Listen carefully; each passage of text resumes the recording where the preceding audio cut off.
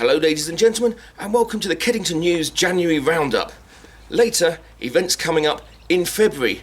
But first, what you've been up to during January.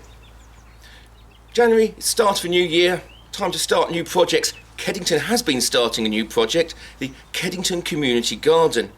Back in the second Saturday of January, about 50 people turned up here at Kedignton Community Centre, spades and forks in hand, to break ground on this new project. But where did the Kedignton Community Garden come from, and where's it going? Well, I've got Ross here, who was leading the charge on the day, to ask him just that. So, hello Matthew. Ross, what is the Kedignton Community Garden? The Kedignton Community Garden is going to be an attractive place and space for people to meet, groups, anybody in the community to come together, make new friends, just generally a lovely place to come and just meet and greet people, tend to the garden, look after it. It's going to start by, obviously, as you said earlier on, a group of people came down here on the 9th of January and we started to clear the site. So that's basically sort of stage one. And eventually we're going to continue the project all the way round the community centre. Just to open it up, there'll be planting, there'll be shrubs, a few fruit trees, nature area for obviously for scouts, cubs to come and I don't know, make sort of little nature habitats for the for wildlife, bees, sort of a sensory garden almost as well, possibly, and it will be obviously as wheelchair accessible as we can make it as well, which will be good. So yeah. I was here on Saturday when we came to break ground, and it did bring a it did. real mix of people down here. Yeah. I mean, quite a large crowd as well. Yeah, it was. Quite surprised at the time. Yeah. I was asking you then, you were saying one of the plans is that we're going to have these metre square gardens. Yeah, for everybody sort of, as we go round the corner, I mean, it is north facing, so you know, we're going to change the goalposts and make it up as we go along, a lot of it, but obviously we have a game plan and we have a plan to work from, a design. So hopefully we're going to build and design metre square gardens basically for anybody who's interested, the clubs that come to the community centre, to have sort of a metre square and tend to it and look after it, and maybe a little bit of competition going on as well, maybe. So you've got the friendship club, you've got sort of cubs, you've got sort of all, you know, all sort of, once again, lovely area that people can come and tend to and meet and greet people, like I said earlier on. That's certainly going to be one factor that I noticed on Saturdays, that people that many who had never actually met each other bumped into each other down here. Amazing. It was quite an amazing day. Yeah. And as you say, it's going to be completely accessible. Yeah. So we've got the plan, as you say. Yeah. We've got the garden. We've got, I know there's sort of plans for pergolas, and as you said, paths to keep it all accessible, seating areas and that. What's the plan now for how it's going to be created? Who's going to come and do the work? Well, basically we're going to, like I say, we were bowled over by the amount of people that came here the other week, and obviously there's going to be a lot of stages where people necessarily won't be able to get involved, because obviously we're going to do some excavation, which means getting a mini excavator in just the level and ground to do the hard landscapes. But hopefully we can, you know, children not really sort of, we need to keep it as safe as well, you know, safe working environment as well. You don't particularly want the children driving the diggers? Not really. No, not really. Although they can can sit on it and have their pictures taken, great. I can see why That's you might not want to tenner a time though. Well, raise funds. I know the Cubs have already been thinking of ways to raise funds for it, so that was a cake stall, and it'd be lovely. Sort of, you know, people have already approached us saying they'd like to sort of raise money, but they'd like to know something to work to. You know, like selling, you know, the cake stall, and maybe we can, you know, make an area designated that the materials for this part of the project actually were donated by particular group or group. Yeah, excellent. So I mean, even for those who aren't building the garden themselves, Yeah. as it were. Yeah. It's going to be a nice place for people to come and actually visit once it's run. It will be. That's And, excellent. and the gardens will be. So it's going to evolve over a. You know, if you did it all in one hit, it wouldn't be the same as sort of a community coming together and actually helping build something. And as it ventures round the corner, we're going to have sort of like an amphitheatre.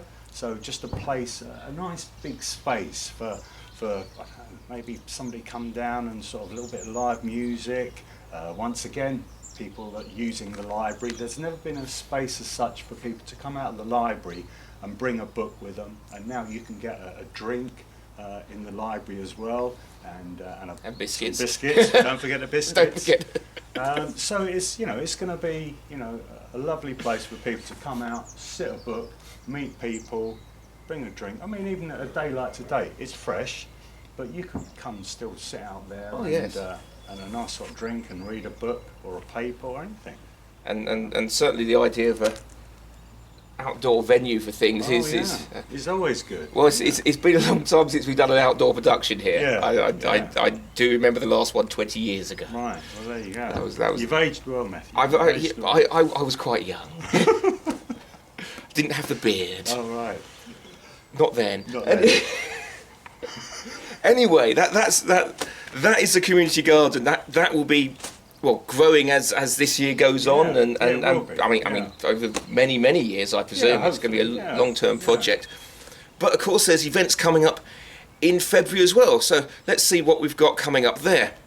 Some great news for Kedington's music fans. Another great night of music will be coming to Kedington in the form of a folk night on Saturday the 13th of February.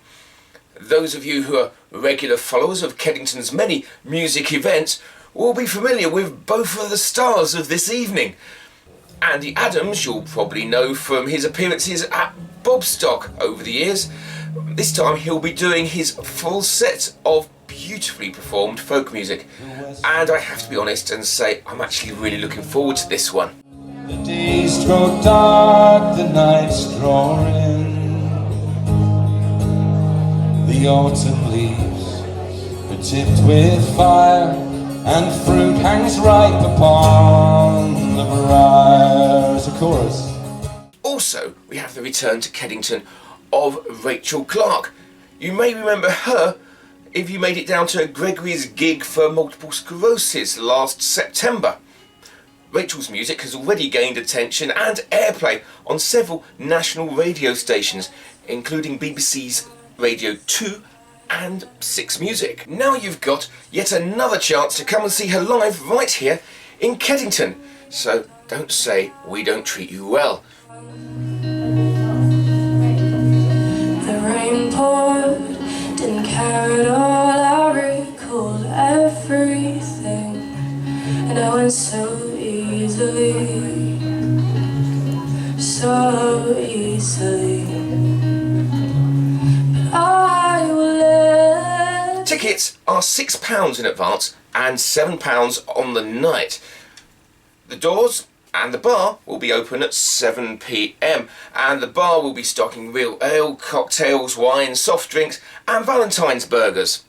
Now, I did ask Bob Della, who's organising this event, whether they were called that because it was Valentine's weekend or because they were made by a bloke called Valentine, and he said yes indeed, the burgers are manufactured by a man called Valentine and they're heart-shaped. So that's everyone covered.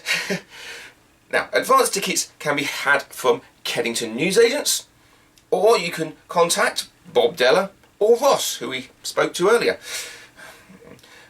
As you know, we don't give out telephone numbers here at Kedington News, but you will find posters for this event with the phone numbers up around the village. And now a bit of a look ahead, as a few of the larger regular events for the village have put out their dates in recent weeks. First, the village duck race will be on May the 2nd.